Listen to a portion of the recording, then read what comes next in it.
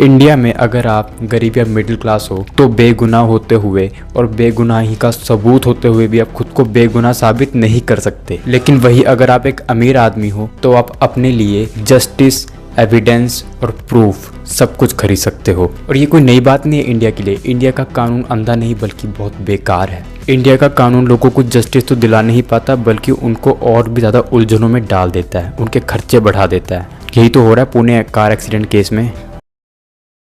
मैंने 2 parody videos अपनी stories पे क्या लगा दी, मीडिया वालों ने वो चुरा के अपने पेज पे सर्कुलेट कर दी, ये बताते हुए कि मैं वो क्रिमिनल हूं जिसने 2 लोगों की जान ली। बट डिफेम करना इनफ नहीं था। इन्होंने मेरे ऊपर सेक्शन 41A के चलते 509 एंड 294 धाराएं लगा दी, मेरे ऊपर केस कर दिया ताकि सारी की सारी लाइमलाइट जो है वो मेरे ऊपर आ जाए और लोगों का ध्यान भटक जाए पूरे केस से। क्यों नहीं करेंगे भाई, करोड़पति का बेटा जो है वो, मैं एक मिडिल क्लास आदमी भाई, मेरे को तो जान से मार दो, मेरी क्या कीमत जान की। जो 2 वीडियोस मैंने डाली थी उनमें मैंने किसी भी इंडिविजुअल की माँ बहन को गाली नहीं दी थी। और मेरे पर ये जो केसेस लगे हैं में साफ साफ शो हो रहा है कि मैंने किसी वुमेन के लिए कुछ बोला है। मैंने किसी के लिए कुछ बोला ही नहीं। वहां पे मैंने सिर्फ और सिर्फ वर्बल अब्यूज किया था, वो भी सिर्फ रैंडमली, नॉट टू एनीवन। सिर्फ एल्गोरिथम को अब्यूज किया था मैंने। और जो रैप था वो मैंने पैरोडी में बनाया था, that's it. I didn't mean to harm anyone sentiments, but इन लोगों ने मुझे क्रिमिनल बना दिया। आखिर क्यों नहीं करेंगे भाई, ध्यान जो भटकाना है। क्योंकि मैं मिडिल क्लास से बिलोंग करता हूं, ये लोग मेरे ऊपर कुछ भी कर सकते हैं और वहीं वो बंदा 1 दिन के अंदर बेल ले लेता है। क्यों? क्योंकि उसके माँ बाप अमीर है। मेरे को 25 तारीख की शाम को नोटिस आया कि आपको 27 तारीख की सुबह 10 बजे पुणे पुलिस स्टेशन में प्रेजेंट होना होगा। यहां से पुणे तक का रास्ता 40 आवर्स लॉन्ग है। लोअर क्लास फैमिली से हूं, कार नहीं है, इतनी जल्दी इतनी दूर पब्लिक ट्रांसपोर्ट नहीं हो सकता। उबर में एटलीस्ट यहां से वहां तक का आने जाने में 40,000 रुपए लग जाएगा। अपार्ट फ्रॉम दैट मेरे को वहां पे भी बेल के पैसे देने होंगे, लॉयर हायर करना होगा, and they could actually keep me there for as long as they want. क्या पता मुझे वहां ले जाके क्रिमिनल ही घोषित कर दें और मुझे जेल में डाल के बता दें कि the porch killer is in jail, no need to worry. 2 लोगों की जान गई, ड्राइवर पे एलिगेशंस लगा दिए, लैब रिपोर्ट्स के साथ घपला हुआ।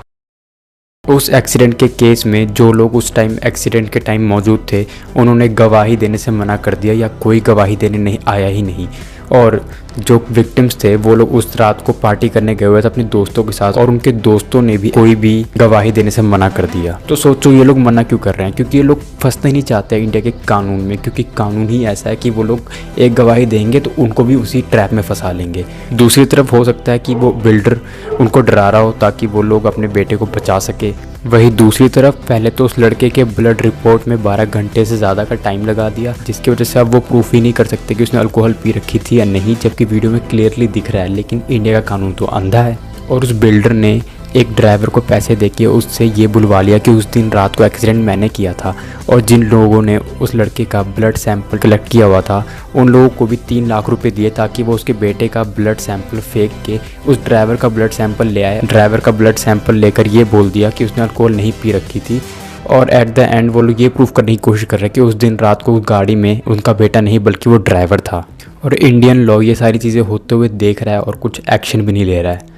वाह। केस की स्टार्टिंग में तो पुलिस ने भी काफ़ी ज़्यादा गैर जिम्मेदारी से इस केस को लिया था, लेकिन बाद में इस न्यूज़ को वायरल होने के बाद उन्होंने इस केस को सीरियसली लिया। अब सवाल तो यही उठता है एंड में कि क्या इंडिया में एक आम आदमी जस्टिस की उम्मीद रख सकता है इंडियन लॉ से?